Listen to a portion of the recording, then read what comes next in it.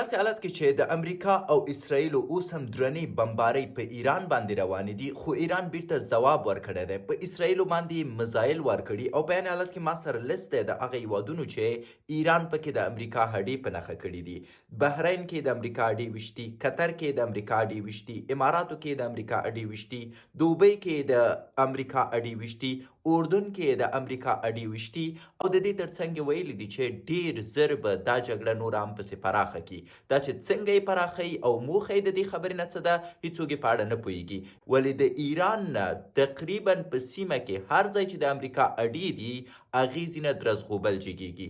ښه خبره دا ده چې موږ د بګرام هډې امریکا ته نه دي ورکړي، کنې اوس به په دې جګړه کې موږ هم تباه وو. دا چې وروستي جزیات به څه او حالات به بهتره کیږي که بدتره کیږي، حتما احوال درکوم. اما تیل به قیمته کیږي او کیدای شي ډیر زر خوراکونه هم پورته لاړ شي. پس بهتره ده ورته آماده اوسئ. ستاسو یې په اړه نظر څه دی؟ حتما راته ووایاست.